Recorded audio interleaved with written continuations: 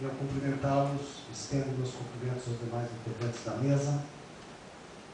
Embora a gente não seja artistas, nós não somos artistas aqui convencionais, mas também gostamos do plenário lotado.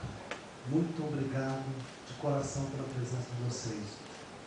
A gente tem assumido um compromisso, na verdade, o governador Beto Richa que assumiu esse compromisso na campanha do ano passado, de fazer, de implantar no Paraná o que nós estamos chamando de Programa Estadual de Fomento e Incentivo à Cultura. Vocês vão conhecer em detalhes daqui a pouco uma parte desse programa. Esse programa, ele se completa com várias leis específicas que vamos criar. A primeira delas é esta lei que institui um pedaço do CPF, que é o Fundo Estadual de Cultura, e também prevê uma modalidade de incentivo baseada na renúncia fiscal, e já vou explicar por que a gente optou pelas duas modalidades. A segunda perna desse programa virá logo em seguida, que é uma segunda lei que vai instituir o Sistema Estadual de Cultura e criar um Conselho Estadual de Cultura. Nós avaliamos que tecnicamente é possível fazer dessa forma, fazer por duas leis que se complementam, e vamos fazer assim. Optamos por fazer esta primeiro, porque vocês sabem que essa lei vai instituir o fundo, vai criar a modalidade de mecenato, de renúncia fiscal, e, portanto, isso afeta o orçamento geral do Estado do Paraná. E toda lei que altera o orçamento tem sempre de ser votada num ano para entrar em vigor no ano seguinte. O vereador sabe bem disso. E as providências que temos que tomar vão muito além da simples elaboração de uma lei. Nós temos que incluir isso na LDO, que é a Lei de Diretrizes Orçamentárias. Essa lei já está na Assembleia Legislativa. Se não estiver previsto na LDO que vamos ter recursos para o fundo, não adianta ter a lei do fundo. Depois da LDO, nós teremos, no meio do ano, início do segundo semestre, o plano plurianual, que também precisa prever a existência do fundo, os recursos a ele destinados. E no final do ano, no último trimestre, vota-se sempre, no caso da Assembleia Legislativa, a Lei Orçamentária Anual, que também precisa estabelecer percentuais e valores relativos a esse projeto que estamos discutindo agora. Então, por isso, optamos por fazer esta lei antes, mas não esquecendo da outra lei que vamos fazer e que já está em discussão. A gente só não achou prudente fazer um debate único, porque seriam muitos temas e exigiria muito trabalho nesse momento, e a prioridade é aprovarmos esta lei. O cronograma nosso prevê a conclusão das audiências públicas no interior do Estado até o dia 14 de junho, e depois uma última e final audiência pública em Curitiba, para a qual vocês já estão convidados, no dia 17, uma sexta-feira, 17 de junho, quando apresentaremos uma versão já com a incorporação das propostas, ideias e sugestões que estão sendo recolhidas nessas audiências públicas. Então, vocês vão ver uma proposta aqui, que será seguramente melhorada e depois submetida a essa grande audiência pública do dia 17 em Curitiba.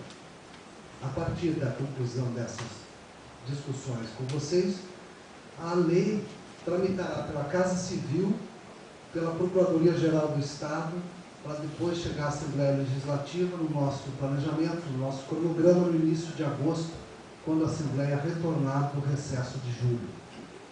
Com tempo, portanto, de fazer uma discussão complementar, de tramitar essa proposta pelas comissões técnicas da Assembleia e ser votada ainda em 2011, para que a gente possa finalmente contar com esses recursos em 2012.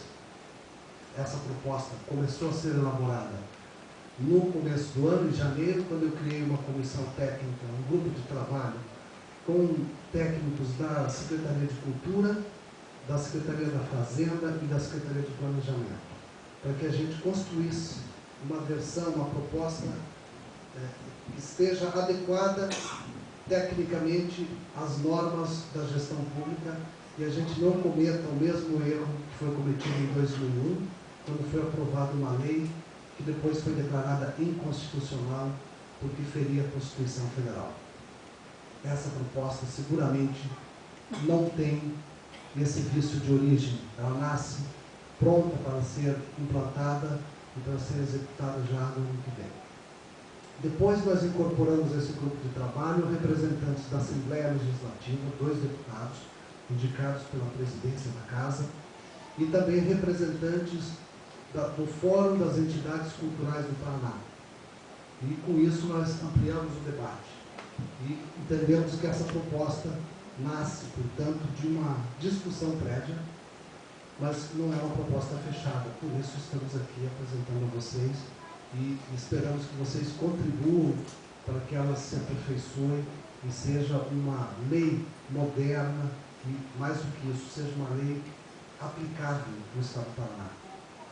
O conceito central dessa lei, vocês vão perceber, é garantir os recursos para a cultura.